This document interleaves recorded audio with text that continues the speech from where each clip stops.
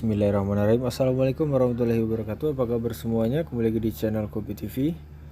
Oke, di video kali ini kita akan membahas tentang seputaran murai batu untuk di tahun 2023, tepatnya di penghujung ya, ini udah masuk bulan Oktober. Nah, jadi kalau kita perhatikan, mungkin teman-teman juga merhatikan di Facebook ataupun di YouTube itu sudah jarang terdengar murai batu impor ya. Jadi bahasanya nggak ada lagi murai batu impor ya. Seakan itu murai batu impor ini udah hilang, udah lewat masanya. Nah, jadi zaman impor ini sudah lewat. Sekarang itu adalah zamannya murai batu sortiran. Nah, yang mana di sini orang sudah tidak mempedulikan lagi asal usul. Yang penting murainya ini gacor, bunyi, factor, cerdas dan sebagainya. Nah, jadi beberapa hal yang mungkin menjadi penyebab murai batu impor itu hilang ya, ataupun mungkin bukan hilang, masih ada, cuma kita sudah melupakan dan tidak sadar lagi ya. Jadi semua murai sekarang udah kayak sama aja gitu. Nah, jadi kemana murai batu impor ini sekarang ya? Jawabannya ada, cuma sekarang ini udah terselip-selip dengan murai batu lokal, yang mana mungkin dulu murai impor banyak masuk bahan. Nah, sekarang itu murai impor itu yang masih bagus itu sekarang udah gacor ya, kemudian sudah factor, dan jadi orang-orang itu udah melupakan yang penting burungnya bunyi dan gacor ya. Maka si murai impor ini udah tertutupi minus-minusnya gitu ya.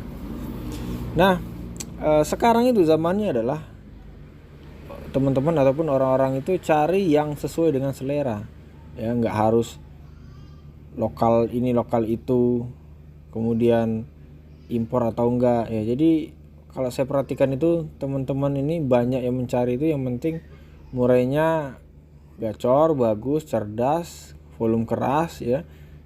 Jadi nggak lihat-lihat dari segi asal usul ya, karena juga sekarang kan peternak udah banyak ya.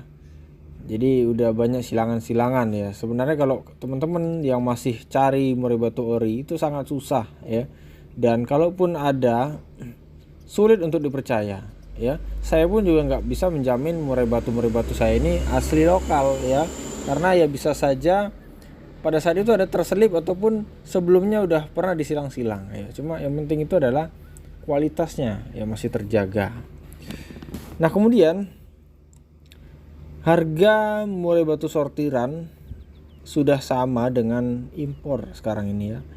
Jadi murai batu sortiran yang dimaksud ini adalah nggak tentu, nggak jelas, entah lokal, entah memang udah silangan impor dan sebagainya. Jadi kalau murai batunya diam, masih jarang bunyi ya, ataupun kurang factor ya, kalaupun itu lokal, harganya tetap jatuh ya. Kalau dulu beda ya, yang burung bahan aja masih mahal harganya ya, bisa 2 kali lipat 3 kali lipat dari murai batu impor. Nah, sekarang ini yang penting penjual itu cepat laku aja gitu ya. Nah, itulah perbedaannya. Kemudian sekarang ini udah banyak silangan ya. Saya sampaikan tadi di poin yang pertama, memang impor juga udah banyak silangan, sehingga yang keluar itu ya nano-nano ya, campur-campur ya. Ada yang mirip-mirip lokal, ada mirip-mirip impornya dikit gitu ya. Mungkin kakinya mirip lokal, ekornya mirip impor dan sebagainya lah. Nah, kemudian karena silangan tersebut tadi, jadi identitasnya itu udah hilang ya. Nggak tahu lagi ini impor atau bukan ya.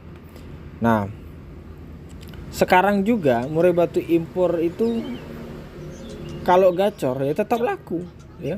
Tetap laku dengan harga sesuai ya, harga pasaran murai batu gacor, murai batu bunyi ya, murai batu siap lomba ya. Kalau dia impor, walaupun dia impor tapi dia siap lomba ya, harganya tetap harga siap lomba gitu ya. Ya mungkin teman-teman bisa menilai sendiri ya. Kalau misalkan salah dalam video ini silahkan di komen saja di kolom komentar di bawah. Nah kemudian murai batu lokal sortiran macet itu nggak ada harganya ya. Jadi sekarang itu teman-teman banyak, kalau yang baru-baru memulai ya, baru memulai ataupun penghobi rumahan, itu dia nggak perlu identitas, yang penting itu burungnya gacor ya.